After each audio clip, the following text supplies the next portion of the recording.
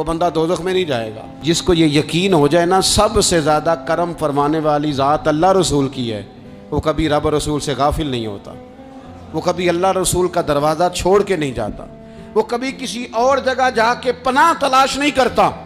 جسے پتہ چل جائے نا وہ کریم کتنا ہے، مہربان کتنا ہے۔ ملا رومی رحمت اللہ علیہ فرماتے ہیں بہت بڑا مجرم تھا ایک بندہ، بہت بڑا گناہگار تھا، بت کو پوجتا تھا، تھک گیا ساری رات بت کے سامنے کھڑا تھا، معاذ اللہ یا صنم یا صنم یا صنم کہتے، تھک گیا، نیند آ گئی، اونگ آ گئی۔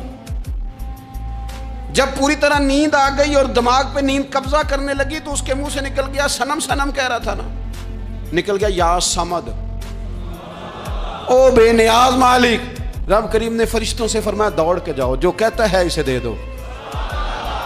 فرشتے کہنے لگے مالک تو بت کو پکار رہا تھا، اس نے تو غلطی سے نام لیا ہے، فرمایا مجھے نہیں پتا، لیکن دیکھو نا اس نے مجھے پکارا تو ہے نا، کتنی دیر سے جھوٹے کو پکار رہا تھا، اس کا معاملہ حل نہیں ہوا، اب اگر سچے کو پکارنے پہ بھی حل نہ ہوا تو فرق کیا رہ جائے گا؟ دے دو جو مانگتا ہے، دے دو۔ میرے دوست گھر پتہ چل جائے وہ کریم کتنا ہے، وہ مہربان کتنا ہے۔ میرے رسول پاک علیہ الصلوۃ والسلام نے تو فرمایا تیری آنکھ سے اگر اس کے خوف سے اتنا آنسو بھی نکل گیا جتنا مچھر کا پر ہوتا ہے، تو جس طرح بھینس کے تھنوں سے نکلا ہوا دودھ واپس تھنوں میں نہیں نہ جاتا، جو اتنا بھی روئے نہ روئے اللہ کے خوف سے، وہ بندہ دوزخ میں نہیں جائے گا۔